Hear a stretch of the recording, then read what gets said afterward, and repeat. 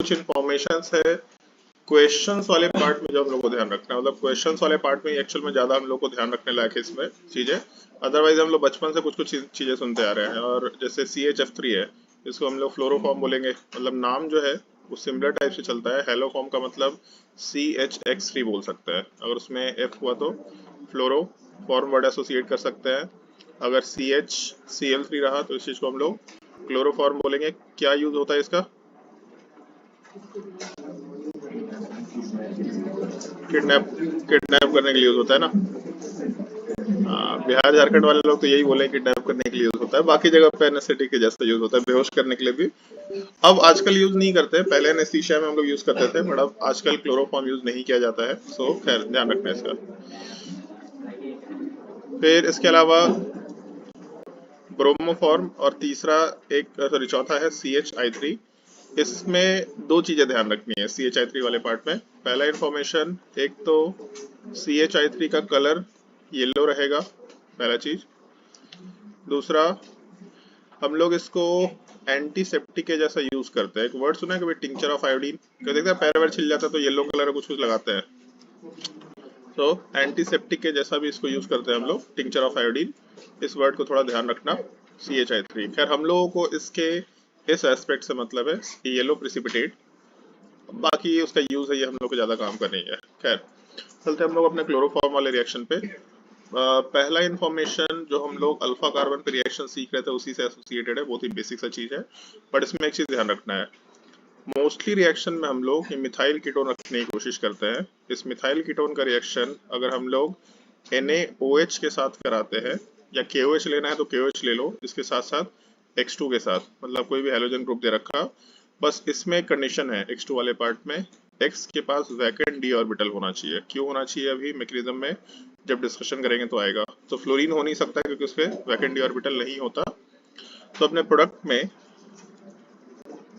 Carboxylate ion का formation होता है, साथ ही साथ CHX3 का फॉर्मेशन होता है। अब कार्बोक्सिलेट आयन बना और वो भी कीटोन की तरफ से, मतलब इसको ऑक्सीडेशन रिएक्शन भी बोल सकते हैं। सो ऑक्सीडेशन एक सेंस में है, इसमें मना नहीं कर सकते, बट हम लोग इसको ऑक्सीडेशन रिएक्शन के जैसा ना देख के इसको आइडेंटिफिकेशन टेस्ट के जैसा जरूर देखा करते हैं। बट स्टिल ध्यान रखना प्रोडक्ट क्या बनता है। जैसे आज के सीक्वेंशियल रिएक्शन में टोलेंस रिएजेंट टेस्ट डाला हुआ था, तो उसको एज अ टेस्ट यूज करना ज्यादा सुटेबल कंसिडर करते हैं, लेकिन वो भी ऑक्सीडेशन रिएक्शन ही है। ऑक्सीडेशन का सेंस अगले सीक्वेंशियल रिएक्शन में डालेंगे ताकि टोलेंस रिएजेंट टेस्ट एटलीस्ट 2 बार रिकैप हो जाए। फिर हम लोग फेलिंग सॉल्यूशन टेस्ट इंट्रोड्यूस कर लेंगे, Fehling solution test, Benedict solution test, इस तरीके से जो भी रिमेनिंग टेस्ट है, मतलब अब ज्यादा कुछ बचे नहीं है।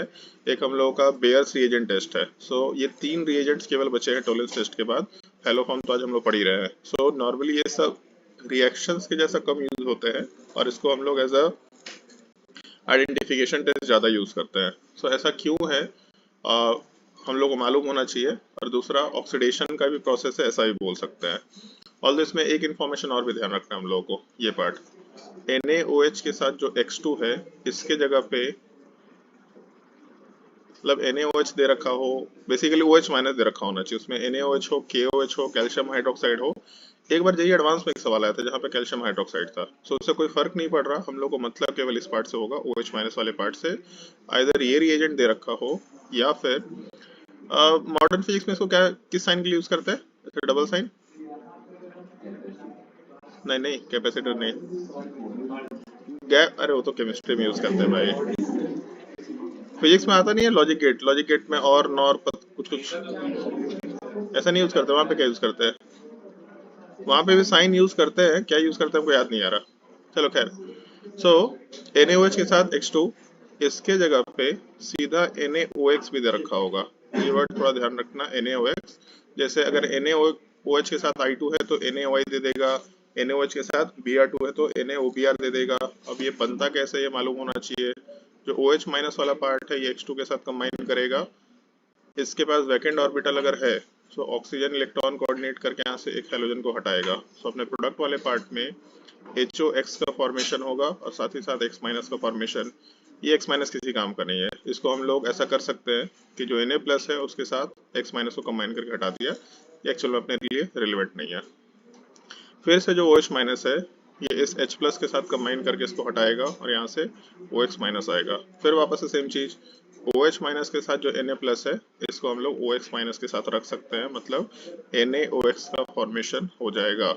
सो ये रिवर्सिबल नेचर का रिएक्शन है, मतलब अगर हम लोग चाहे तो NaOH वाले पार्ट को OH माइनस प्लस X2 में कन्वर्ट कर सकते हैं, मतलब NaOH प्लस X2 दे रखा हो या फिर NaOX दे रखा हो, दोनों आपस में इंटर कन्वर्टेबल है।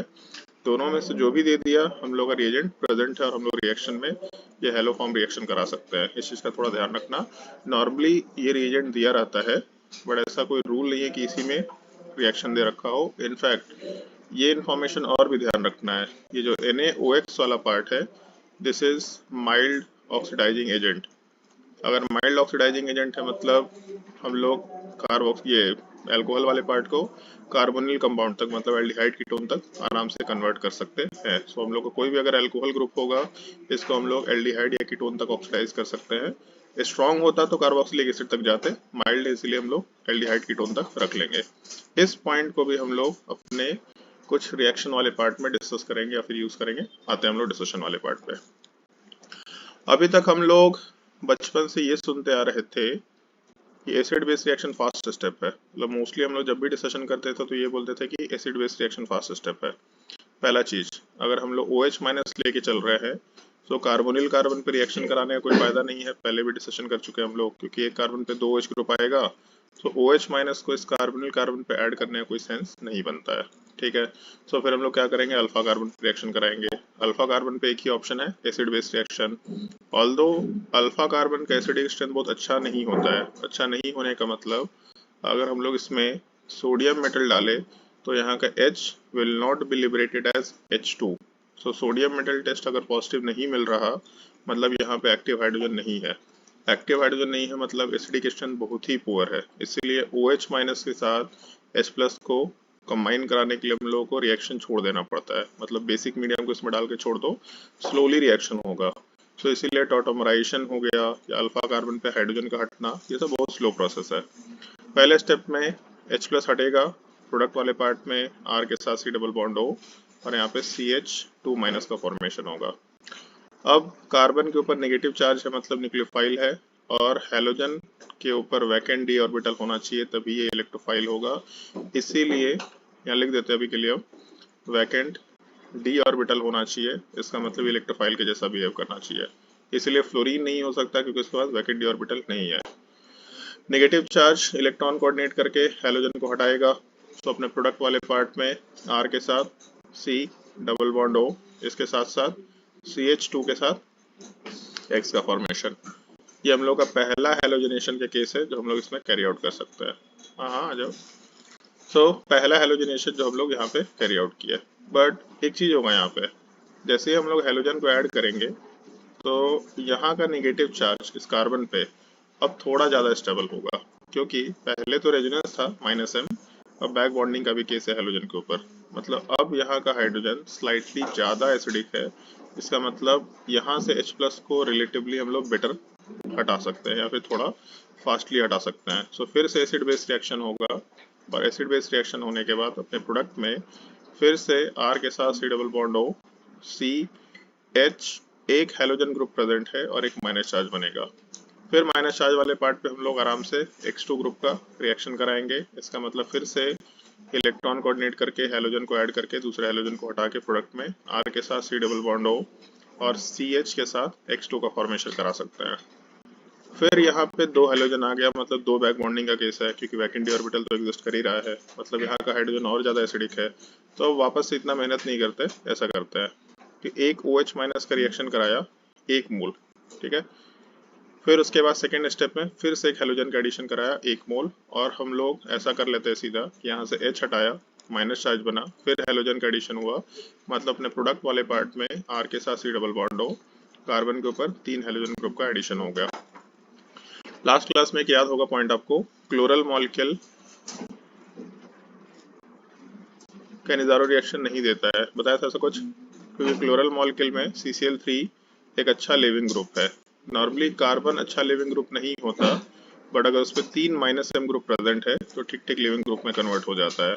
सो बेसिकली हम लोग CCl3 माइनस को एक अच्छा लिविंग ग्रुप बोल सकते हैं, या इन जनरल CH3 माइनस को एक अच्छा लिविंग ग्रुप बोल सकते हैं। इसका मतलब अगर हम लोग का OH माइनस इस बार इलेक्ट्रॉन कोऑर्डिनेट करेगा तो इस बार न्यूक्लियोफिलिक एडिशन ना हो करके SNAE रिएक्शन होगा, मतलब nucleophilic addition followed by elimination. So यहाँ से OH माइनस कार्बन पे ऐड होगा, CH3 को हम लोग हटा सकते हैं। तो अपने प्रोडक्ट वाले पार्ट में R के साथ C double bond O, OH का फॉर्मेशन और इसके साथ साथ CH3 माइनस का formation.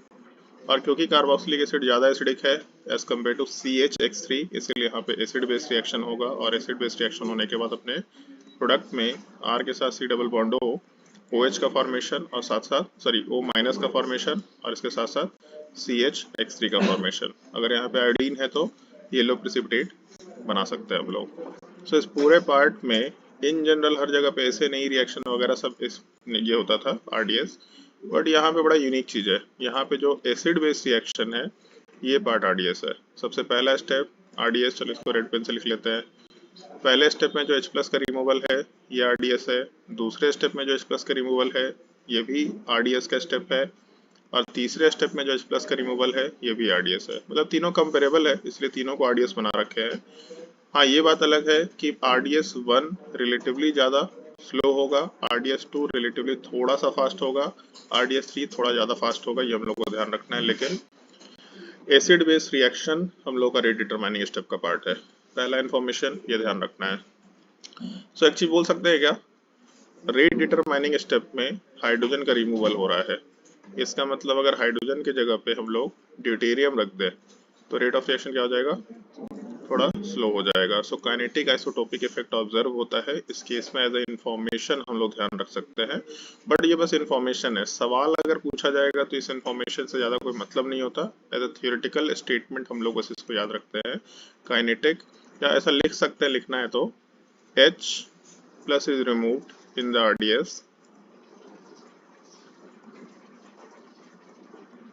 therefore kinetic isotopic effect will be observed.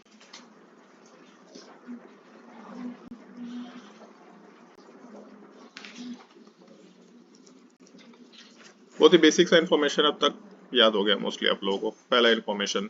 दूसरा, फ्लोरीन के केस में रिएक्शन नहीं होगा, सो X केवल क्लोरीन हो सकता है, ब्रोमीन हो सकता है और आयोडीन हो सकता है।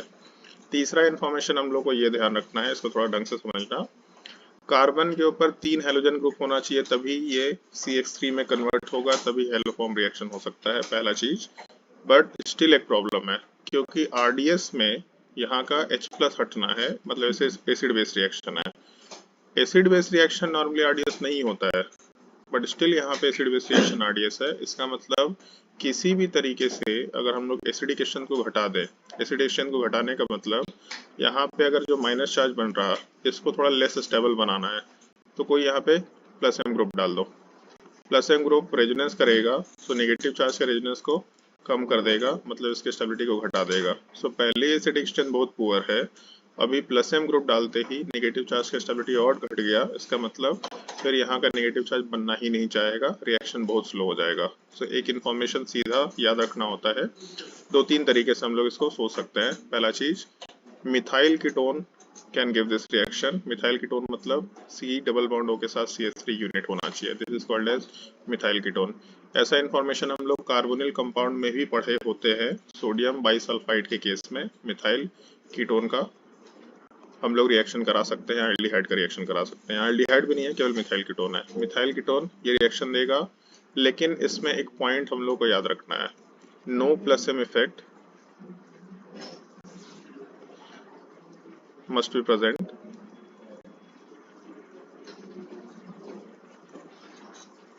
on the carbonyl carbon। Carbonyl carbon के ऊपर कोई प्लस M ग्रुप नहीं होना चाहिए। ये एक छोटा सा इन्फॉर्मेशन मिथाइल कीटोन से एसोसिएटेड है। ऑल्दो केवल मिथाइल कीटोन नहीं है, हम लोग चाहे तो और भी इन्फॉर्मेशन रख सकते हैं। मिथाइल कीटोन के साथ साथ ऐसा वर्ड एसोसिएट कर सकते हैं हम लोग, मिथाइल कीटोन और compounds which can be converted into methyl ketone. इस स्टेटमेंट का सेंस क्या है, 3-4 एग्जांपल में समझ में आ जाएगा। Compounds which can be converted into methyl ketones.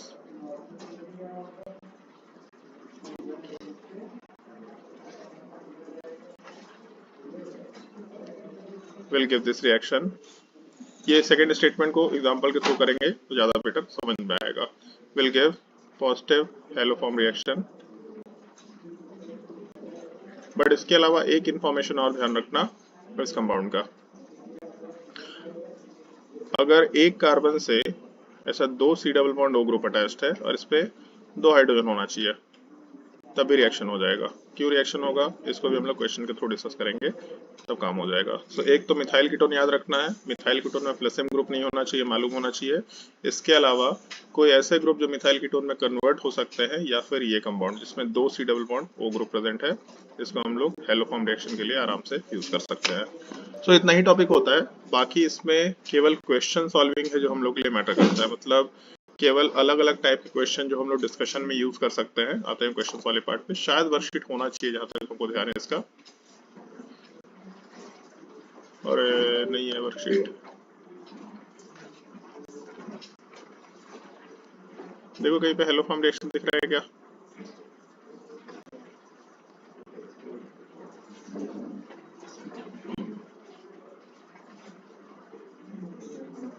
नहीं, कहीं नहीं दिख रहा है हैलोफॉर्म रिएक्शन। कहाँ पे? अरे वाह गजब। चलो भाई आते हैं कुछ क्वेश्चंस पे।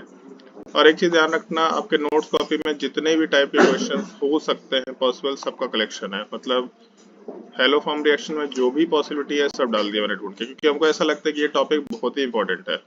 मतलब सीक्वेंशियल रिएक्शन में तो राइट टेस्ट बहुत ही इंपॉर्टेंट है, बट स्टिल भी बहुत इंपॉर्टेंट है, इसलिए ये टॉपिक तो हम लाइक जहां से भी क्वेश्चन उठा कर डाले जा सकते हैं, हर तरह के क्वेश्चंस हैं।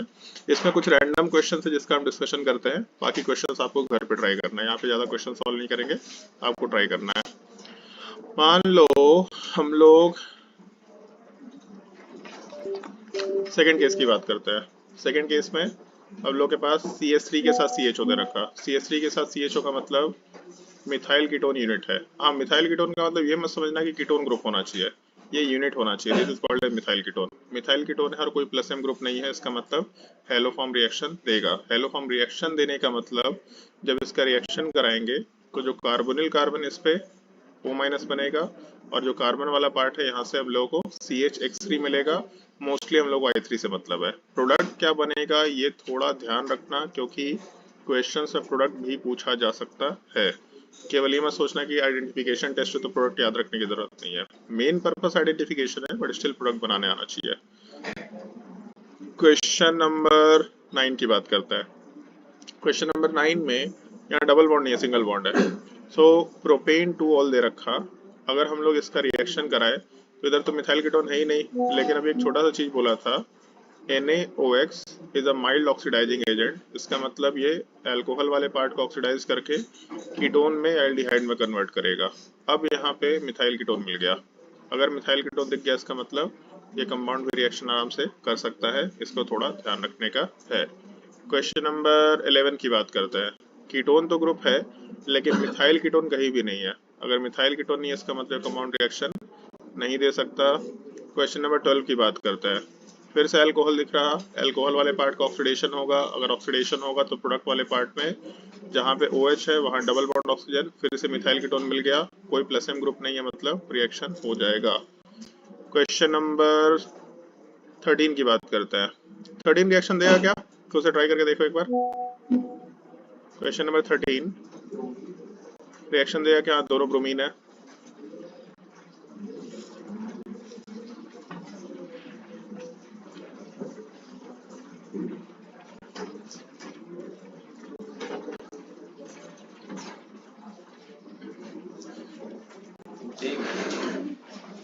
देगा। क्वेश्चन नंबर 13 में एक ही कार्बन पे 2 ब्रोमीन है, तो ये हम लोग तो बहुत दिनों से सीखते आ रहे हैं। OH माइनस 2SN2 रिएक्शन करेगा, दोनों ब्रोमीन को हटाएगा, दोनों पे OH आएगा, एक कार्बन पे 2H ग्रुप अनस्टेबल होता है। सो यहाँ से H2 हटा के डबल बॉन्ड ऑक्सीजन मतलब मिथाइल कीटोन आ गया। तो यहाँ पे भी रिएक्शन आसानी से हो जाएगा।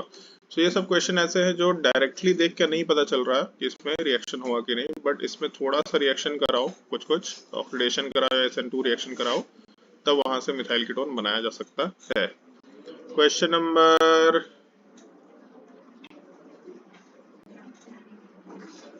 20 ये 20 है 21 है 20 नंबर रिएक्शन देगा क्या? यहाँ पे मिथाइल कीटोन तो है ना, लेकिन यहाँ पे प्लस एम ग्रुप है, रिएक्शन नहीं देगा पक्का। चलो स्टार मार्क कर लो इसको। अब बताओ रिएक्शन देगा क्या?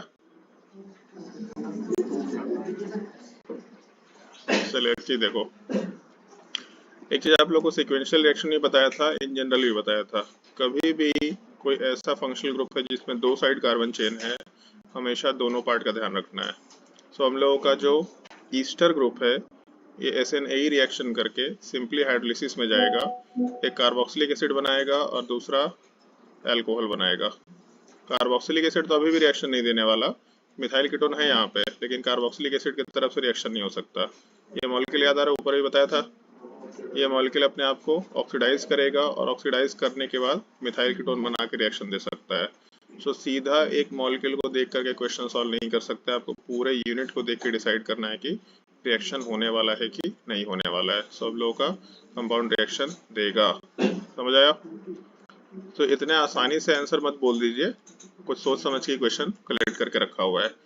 चलो क्वेश्चन नंबर इस पे आते हैं। क्या बात कर रहा है, दो ही क्वेश्चन है? हाँ तो वर्कशीट में भेजने के लिए छोड़, ये दो क्वेश्चन होगा। हाँ तो फिर वर्कशीट में भेज देंगे, मतलब वर्कशीट ही मोस्टली देने के सेंस पे रहते हैं, नोट्स कॉपी में नहीं होना चाहिए। हाँ हाँ, जब बता दिया ऊपर का दो क्वेश्चन है तो ऑब्वियस सी बात है नीचे कोई तो बाकी सारे में नोट्स में क्वेश्चन हटा दिया है कि उसको वर्कशीट में देंगे। डिस्कशन तो यही बात है कि पढ़ाएंगे और होमवर्क या क्वेश्चन कैसे सॉल्व करना है। तुम लोगों को सारा बंटवा दिया, उतना मेहनत नहीं किया। आइए चलो ध्यान दो, क्वेश्चन नंबर 18 की बात करते हैं। 18 क्या, पहले 19 कर लेते हैं। 19 और 18 सिमिलर है, बस यहाँ पे ये जो कार्बन से दो कार्बन डबल बॉन्ड ऑक्सीजन है, ये सेम चीज यहाँ भी है, लेकिन ये रिंग का पार्ट है, उसे कोई फर्क नहीं पड़ेगा, इसको अलग से डिस्कशन में लेके आ जाता है। सो अरे यार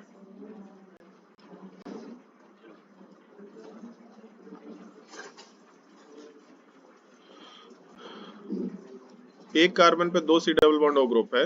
पहला चीज, अगर हम लोग OH माइनस के साथ रिएक्शन कराएंगे तो यहाँ का H प्लस एसिडिक होगा, क्योंकि यहाँ का H प्लस आराम से नेगेटिव चार्ज दो जगह रेजोनेंस में हटा, मतलब H प्लस हटाने के बाद नेगेटिव चार्ज को दो जगह माइनस में भेज सकते हैं। एक कार्बन पे अगर दो माइनस M ग्रुप है तो वहाँ का हाइड्रोजन एसिडिक हो जाता है, यहाँ से आराम से H प्लस हटा सकते हैं। सो पहले H प्लस हटेगा, नेगेटिव चार्ज बनेगा, फिर X2 के साथ रिएक्शन होगा, यहाँ से हेलोजन को हटा करके हम लोग प्रोडक्ट में जो बेंजीन है इसके साथ जो बचा हुआ ग्रुप है इसमें एक हेलोजन अटैच कर सकता है। तो सिमिलरली फिर से बोल सकते हैं कि एक और NaOH ये रिएक्शन में आएगा, एक और हम लोग X2 के साथ रिएक्शन कराएंगे। सो प्रोडक्ट वाले पार्ट में एक ही कार्बन पे दो हेलोजन ग्रुप आ जाएगा। बना लेते हैं, बेंजीन रिंग है, इसके अलावा कार्बन के ऊपर दो हेलोजन ग्रुप है और बाकी जो ग्रुप जैसा था वैसे का वैसे ही है। अब यहाँ पे एक छोटा सा चीज है, इसको थोड़ा ढंग से देख लो। अगर यहाँ पे OH माइनस डालते हैं तो OH माइनस SNAE रिएक्शन करेगा। क्यों करेगा? क्योंकि अगर यहाँ से लिविंग ग्रुप को हटाते हैं तो हम लोग के प्रोडक्ट में, इसका प्रोडक्ट बना के ही देख लेते हैं। एक तो बेंजीन रिंग है, इसके अलावा ऊपर में C डबल बॉन्ड O के ऊपर OH ग्रुप ऐड हुआ, मतलब कार्बोक्सिलिक एसिड बना। नीचे में C डबल बॉन्ड O के साथ C, इसके ऊपर दो हेलोजन ग्रुप है और एक माइनस चार्ज है। ऊपर मैकेनिज्म में दिखा था ऐसा ही कुछ इंटरमीडिएट बन रहा था H हटने के बाद। सो बेसिकली यहाँ का नेगेटिव चार्ज दो बैक बॉन्डिंग में जा रहा और एक माइनस M में जा रहा। सो जो स्टेटमेंट बोले थे वो गलत नहीं है कि कार्बन के ऊपर तीन माइनस M ग्रुप होगा तभी अच्छा लिविंग ग्रुप में कन्वर्ट हो सकता है। यहाँ तीन माइनस M ग्रुप है, सो इसका मतलब यहाँ पे OH SNAE रिएक्शन करेगा। अब यहाँ जो माइनस चार्ज है ये फिर से हेलोजन के ऊपर इलेक्ट्रॉन कोऑर्डिनेट करके फिर से एक और हेलोजन ग्रुप अटैच करेगा। सो अपने प्रोडक्ट में बेंजीन, इसके ऊपर जो कार्बोक्सिलिक एसिड है एज इट इज रह जाएगा, नीचे वाले पार्ट में C डबल बॉन्ड O के साथ CH3। अब क्या करें, OH माइनस को नीचे SNAE रिएक्शन करा देते हैं, यहाँ से लिविंग ग्रुप हटेगा। अब आगे का प्रोडक्ट आपको समझ में आ गया। सो यहाँ से अपने प्रोडक्ट में इस कंपाउंड का नाम क्या है? 2 COH बगल वाले कार्बन पे थैलिक एसिड। तो थैलिक एसिड बनेगा और साथ ही साथ CH3 माइनस बनेगा, ये H प्लस गेन करके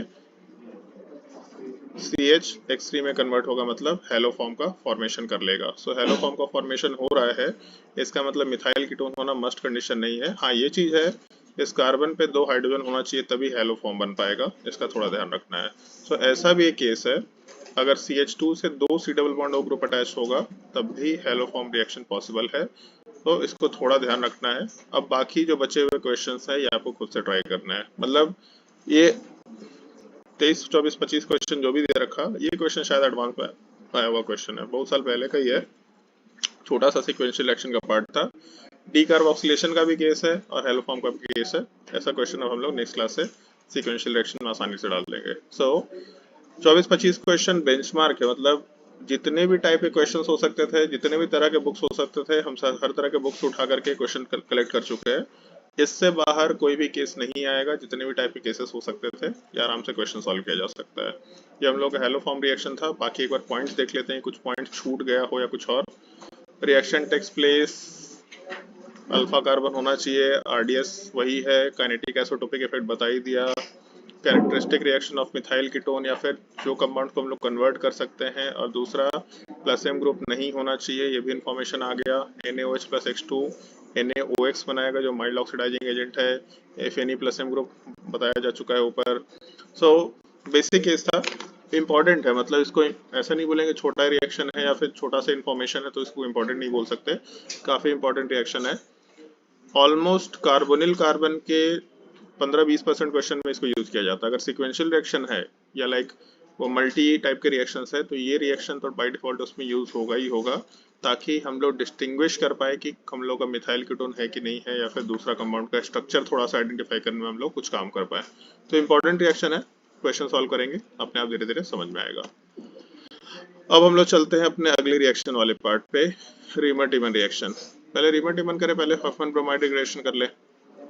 चलो रीमर-टीमन ही कर लेते हैं। सबसे पहला पॉइंट, अगर हम लोग फिनॉल का रिएक्शन क्लोरोफॉर्म के साथ कराते हैं, अभी जो हेलो फॉर्म बना था एग्जैक्टली सेम चीज क्लोरोफॉर्म के साथ कराते हैं in the presence of KOH या फिर NaOH, तो अपने प्रोडक्ट में OH के ऑर्थो पोजीशन पे CHO ग्रुप या फिर OH के पारा पोजीशन पे CHO ग्रुप का फॉर्मेशन होगा।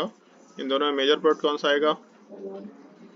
जो ऑर्थो प्रोडक्ट है ये हम लोग का मेजर प्रोडक्ट निकल के आता है, दिस इज कॉल्ड एज सैलिसाइलल डिहाइड। कोई बता सकता है कि ये मेजर क्यों आ रहा? सो एक कॉमन मिसकंसेप्शन है इसमें कि यहाँ पे हाइड्रोजन बॉन्डिंग होता है इसलिए मेजर प्रोडक्ट आता है। मेजर प्रोडक्ट यही है, लेकिन हाइड्रोजन बॉन्डिंग कोई केस नहीं है। ये नॉर्मली स्कूल के एग्जाम तक के लिए ठीक है कि इसमें हाइड्रोजन बॉन्डिंग की वजह से मेजर प्रोडक्ट आता है। चलो आते हैं हम लोग डिस्कशन पे, अपने आप समझ में आएगा। रिएक्शन आपको याद रखना है, स्कूल के एग्जाम के लिए भी याद रखना है। स्कूल के एग्जाम में सीधा पूछा जाता है व्हाट इज रीमर-टीमन रिएक्शन, बहुत ही स्ट्रेट फॉरवर्ड क्वेश्चन है। रिएक्शन तो प्रॉपरली याद होना ही चाहिए। अब इसमें एक छोटा सा इन्फॉर्मेशन है क्लोरोफॉर्म का। ये हम लोग नाइट्रोजन कंटेनिंग कंपाउंड में जब कार्बाइल अमाइन टेस्ट पढ़े थे तो वहां पे भी डिस्कशन किए थे, और वहां पे सबसे पहला पार्ट डिस्कशन में ये आया था कि अगर हम लोग CHCl3 का रिएक्शन KOH के साथ कराएंगे या OH माइनस के साथ कराएंगे तो अपने प्रोडक्ट में यहाँ का जो H है ये थोड़ा एसिडिक होता है, एसिड बेस रिएक्शन करेगा और CCl3 माइनस का फॉर्मेशन करेगा। बेसिक मीडियम में CCl3 माइनस काफी अनस्टेबल होता है, सो यहाँ से क्लोरीन वाला पार्ट अपने आप को रिमूव करेगा Cl माइनस के फॉर्मेट में, और जैसे ही Cl माइनस यहाँ से हटा प्रोडक्ट में 2 क्लोरीन बचेगा और माइनस चार्ज भी गायब हो गया। इसका मतलब कार्बन के ऊपर ओवरऑल 6 इलेक्ट्रॉन बच जाएंगे, जिसमें एक लोन पेयर के जैसा इलेक्ट्रॉन कंसिडर कर सकते हैं। ऑल्दो लोन पेयर नहीं रहता, वो एक डिस्कशन का केस है, एक उसको हम लोग सिंगलेट और ट्रिपलेट कार्बीन बोला करते हैं। वो हम लोग को डिस्कशन में घुसना नहीं है, सिंगलेट ज़्यादा स्टेबल होता है कि ट्रिपलेट ज़्यादा स्टेबल होता है। बस हम लोग को मालूम रखना है कि एक कार्बन पे 2 ग्रुप है और एक lone pair, this is called as carbene. और कार्बीन में भी क्योंकि हम लोग 2 क्लोरीन लेकर के चल रहे हैं तो इस चीज़ को हम लोग डाइक्लोरोकार्बीन बोला करेंगे। ये वर्ड थोड़ा ध्यान रखना, डाइक्लोरोकार्बीन। डाइक्लोरोकार्बीन किस तरीके से बिहेव करेगा, पहला डिस्कशन ये। तो कार्बन पे हम लोगों का 2 क्लोरीन ग्रुप है, कार्बन पे एक लोन पेयर है, टोटल 4 वैलेंस इलेक्ट्रॉन होता है। 4 वैलेंस इलेक्ट्रॉन में 2 बॉन्ड बन गया, मतलब 6 वैलेंस इलेक्ट्रॉन हो गया। 6 वैलेंस इलेक्ट्रॉन का मतलब ऑक्टेट इनकम्प्लीट है। अगर ऑक्टेट इनकम्प्लीट है तो इसको हम लोग आराम से इलेक्ट्रोफाइल बोल सकते हैं। लोग ऐसा सोचेंगे कि न्यूक्लियोफाइल है क्योंकि इस पे लोन पेयर है, बट अगर ऑक्टेट इनकम्प्लीट है इसका मतलब पहला केस तो हम लोग का इलेक्ट्रोफाइल का ही होगा। सो पहला चीज, carbene will behave as an electrophile. All this का एक और भी केस है, करेंगे हम लोग डिस्कशन। अल्कीन के साथ इसका रिएक्शन जहाँ पे इलेक्ट्रोफाइल के साथ साथ साइमल्टेनियसली न्यूक्लियोफाइल भी बन जाता है, बट अभी के लिए हम लोग इसको इलेक्ट्रोफाइल के जैसा कंसिडर कर रहे हैं। अब यहाँ से मेन पार्ट शुरू होता है अपने डिस्कशन का। सबसे पहला मेन पार्ट, फिनॉल को अगर हम लोग OH माइनस में डालेंगे तो एसिड बेस रिएक्शन होगा, क्योंकि फिनॉल स्लाइटली एसिडिक नेचर का सब्सटेंस है। इसका कॉमन नेम क्या होता है, बता सकता है कोई? फिनॉल को हम लोग कार्बोलिक एसिड भी बोला करते हैं, ये कॉमन नेम थोड़ा याद रखेंगे। सो पहले तो एसिड बेस रिएक्शन हो गया। स्लाइटली एसिडिक नेचर मतलब pH 6.7 6.8 के रेंज में आता है, सारे लोग को इन्फॉर्मेशन बताया हुआ है। यहाँ से H+ हटेगा, फिनॉक्साइड आयन का फॉर्मेशन होगा। फिनॉक्साइड आयन के फॉर्मेशन के बाद एक्चुअल में रिएक्शन शुरू होता है, जब इसमें रेजोनेंस कराएंगे हम लोग। सो रेजोनेंस कराने पे ऑक्सीजन का नेगेटिव चार्ज जब रेजोनेंस में जाएगा तो अपने पास शायद एक ये पॉसिबिलिटी है, मेरे हिसाब से रेजोनेटिंग स्ट्रक्चर तो आपको बनाने आ ही रहा होगा। नेगेटिव चार्ज रेजोनेंस में जाएगा, पाई बॉन्ड को ब्रेक करके डालेंगे, एक ये पॉसिबिलिटी आ गया। दूसरा ये भी एक पॉसिबिलिटी ले सकते हैं, रेजोनेंस में अगर और आगे जाते हैं तो अगर हम लोग नेक्स्ट रेजोनेटिंग स्ट्रक्चर में जाए तो double bond oxygen, pi bond दोनों लेफ्ट राइट रहेगा और नेगेटिव चार्ज नीचे चला जाएगा। फिर आगे जाएंगे तो ऊपर के जैसे ये स्ट्रक्चर आएगा, ऐसा बोल सकते हैं। O- तो रिएक्शन नहीं करने वाला, मतलब जो क्लोरोफॉर्म है, सॉरी डाइक्लोरोकार्बीन है, इसके ऊपर O- रिएक्शन नहीं करने वाला। तो अपने पास 2 ऑप्शन बच गया, कार्बन के ऊपर माइनस चार्ज, कार्बन के ऊपर माइनस चार्ज। ये दोनों जो स्ट्रक्चर है, रेजोनेटिंग स्ट्रक्चर 2 और 3, इन दोनों में ज्यादा स्टेबल कौन सा है? अच्छा 1 2 3 में स्टेबिलिटी बता दो, ये GOC का भी सवाल है। 1 2 और 3 में सबसे ज्यादा स्टेबल रेजोनेटिंग स्ट्रक्चर कौन सा है?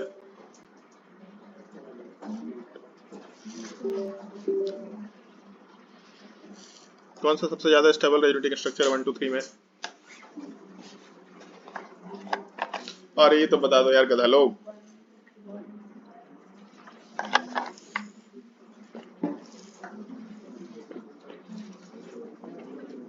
समझ आता है कि एक GOC का सबसे बेसिक सा केस, वो भी कितना मुश्किल है। इसमें 4 रूल्स आपको याद रखने हैं। लोगों को लगता है कि हम एकदम बिल्कुल पता नहीं क्या कर देंगे। बेसिक चीजें याद रखना भी आसान काम नहीं है, हम लोग के लिए आसान है, मतलब हमको ये लगता है कि यार इसमें क्या है, इसमें क्या है। हम 10 साल के बाद बोल पा रहे इसमें क्या है। बहुत सारे मास्टर लोग 10 साल के बाद भी नहीं बोल पाते इसमें क्या है, उनको लगता है पता नहीं क्या क्या है इसमें। तो आपसे एक्सपेक्ट नहीं कर सकते, बट एटलीस्ट अब तक आपको रियलाइजेशन हो जाना चाहिए कि आसान चीज पहले करो, जो आपको याद नहीं है। भारी चीजों के चक्कर में मत पड़ो। लोगों को लगता है हम ये क्वेश्चन सॉल्व कर ले, वो बुक सॉल्व कर ले, कुछ नहीं। बुकलेट सॉल्व करो, एक एक टाइप के क्वेश्चन वापस से रिपीट करो, बहुत बोरिंग काम है, और यही बोरिंग काम कोई नहीं करना चाहता, और वही डिफरेंस क्रिएट करता है। किसी को बोरिंग काम करने में मजा नहीं आता। मेहनत कौन करना चाहे भाई, हम भी नहीं करते थे, हमको भी पढ़ाई लिखाई में मजा नहीं आता था, कर लिए मजबूरी में। खैर, कौन सा सबसे ज्यादा स्टेबल होगा और क्यों? ऑक्सीजन पे नेगेटिव चार्ज ज्यादा स्टेबल है। सबसे ज्यादा स्टेबल कौन सा? हाँ, सबसे ज्यादा स्टेबल कौन सा?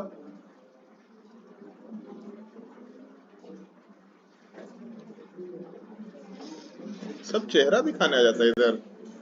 हाँ भी ऋषभ, कौन सा? रीजन के साथ बनाने का है, तुक्का नहीं चलेगा इधर। अब तो शर्म करो भाई, तुक्का मार रहा है अभी भी। क्या मुंह से गाली निकलवाएगा क्या अब? ये तो बस नालायक लायक बोल रहा है क्या? रिकॉर्डिंग तो और अच्छा है ना, कि रिकॉर्डिंग पे गाली सुना है, तो इससे बुरा क्या हो सकता है? लाइफ टाइम उसमें रिकॉर्डेड रहेगा, देखो ये भी एक दिन था। तुम्हें क्या लगता है हमको सर शर्म आएगा? हम सारा शर्म हम धो धा के रख दिए है। किसी को आंसर नहीं पता? अरे भाई ऐसे मत करो यार। मेटा वाला मत बोलो, 3 ऑप्शन है, 1 2 3 मेटा वाला कर रहा है इसमें। मेटा पे कौन सा मेटा वाला है?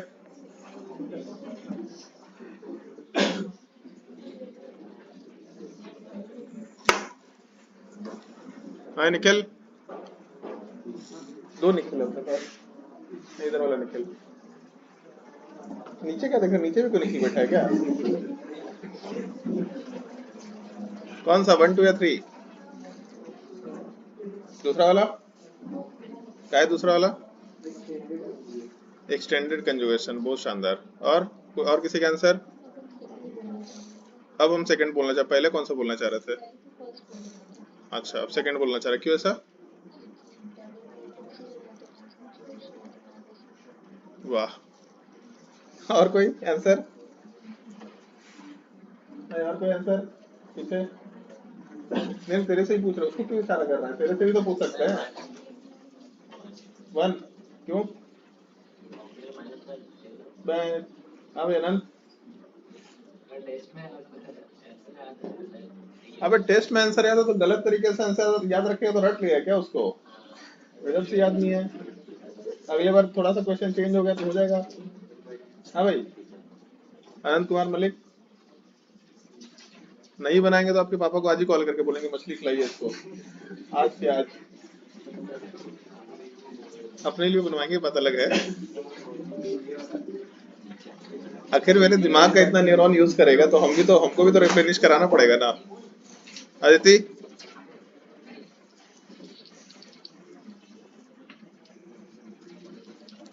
श्रेया, किसी को नहीं पता है? अरे यार ऐसा मत करो भाई, तुम लोग जियोसी इसीलिए तुम लोग का चैप्टर वाइज टेस्ट ले रहे हैं। हमको भरोसा नहीं कि तुमको जीओसी रिवीजन करवा भी है तभी तुम लोग क्वेश्चन सॉल्व किया। तुम लोग मेरे इंतजार में कि सारा सर तो करवा ही देंगे, हम बैठे रहते हैं। एकदम गधेड़ा लोग हैं सब सब। भाई पहले ऑक्टेट रूल देखते थे, ऑक्टेट के बाद एरोमेटिसिटी देखा करते थे, फिर उसके बाद इलेक्ट्रोनेगेटिविटी रूल देखते थे। पहला वाला रिंग एरोमेटिक है, दूसरा नहीं है, तीसरा नहीं है, तो एरोमेटिक रिंग ज्यादा स्टेबल होगा एज कम्पेयर टू 2 एंड 3। उसके बाद इलेक्ट्रोनेगेटिविटी का रूल आता है। ऑल्दो यहाँ पे ऑक्सीजन के ऊपर माइनस चार्ज, कार्बन के ऊपर माइनस चार्ज भी चलेगा, बट हम लोग इस तरीके से क्वेश्चन सॉल्व करेंगे तो कभी बढ़िया क्वेश्चन आ गया ना तो फिर उसी में सब बढ़िया मजा आ जाएगा जिंदगी में, जहाँ पे एक जगह ऑक्सीजन पे नेगेटिव चार्ज दे देगा और एरोमेटिक कंपाउंड उल्टा कर देगा। पहले एरोमेटिसिटी देखते हैं, तब उसके बाद साइज या इलेक्ट्रोनेगेटिविटी के रूल पे जाते हैं, और अगर इन 3 रूल से क्वेश्चन सॉल्व नहीं हुआ तब चार्ज सेपरेशन, चार्ज डिस्ट्रीब्यूशन, फलना ढिमकाना, बहुत सारा चीज है उसमें। 3 4 रूल और है जो हम लोग देखा करते हैं। पॉजिटिव चार्ज जितना दूर जाएगा, लाइक चार्जेस जितना दूर जाएंगे उतना ज्यादा स्टेबिलिटी, अनलाइक चार्जेस जितना दूर जाएंगे उतने कम स्टेबिलिटी। गजब है यार तुम लोग। अभी तुम लोग का चैप्टर वाइज टेस्ट लेंगे। अभी क्लास कितना कितना टाइम हो गया? हाँ बस ठीक है, इसका तुम लोग का चैप्टर वाइज टेस्ट लगाते हैं। कभी तुम लोग रोज बैठा के टेस्ट देना पड़ेगा। तो पहला सबसे ज्यादा स्टेबल है, चलो पहला तो हो गया। दूसरा और तीसरा में बताओ कौन सा ज्यादा स्टेबल होगा? कौन सा ज्यादा स्टेबल होगा? दूसरा ज्यादा स्टेबल होगा। रीजन क्या है? तो C double bond O group का माइनस आई इफेक्ट है, नीचे वाले केस में नहीं है। तो सेकंड वाला केस ज्यादा स्टेबल है एज कम्पेयर टू थर्ड। अगर सेकंड रेजोनेटिंग स्ट्रक्चर ज्यादा स्टेबल है, इसका मतलब ये ज्यादा अमाउंट में बनेगा, तो मेजर प्रोडक्ट है। जो इंटरमीडिएट मेजर है उसी के साथ रिएक्शन होकर के मेजर प्रोडक्ट का फॉर्मेशन आएगा। ऑक्सीजन के साथ तो रिएक्शन हो ही नहीं सकता, इसलिए रिएक्शन में जो सेकेंड वाला पोजीशन पे नेगेटिव चार्ज है ये हम लोग का मेजर प्रोडक्ट देने वाला है। और ये अगर मेजर देगा तो इसके बाद का तो सिंपल है। अब इसको तुमको जैसे करना है कर लो। हम इसमें लिख दे रहे हैं स्ट्रक्चर। इसका मैकेनिज्म हम मल्टीपल तरीके से देखा करते हैं। मतलब ये जो रिएजेंट आया, इसको आपको जिस तरीके से हाइड्रोलिसिस में लेके जाना है लेके चले जाओ। जैसे 2 3 चीजें हो सकती है। पहला चीज, आप पहले टॉटोमराइजेशन करा लो। यहाँ जो H है अगर ढंग से देखो तो यहाँ पे कीटोन ग्रुप है, इस कीटोन ग्रुप में टॉटोमराइजेशन करा लेते हैं।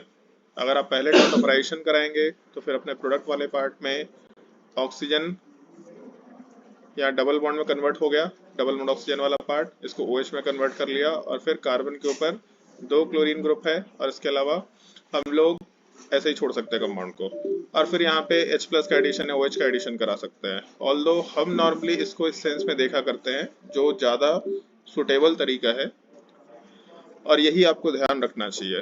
पहला चीज़ हम लोगों का यहाँ जो H है, अच्छा एक चीज़ थोड़ा सा गड़बड़ है, इसको थोड़ा सा देख लो। अगर नेगेटिव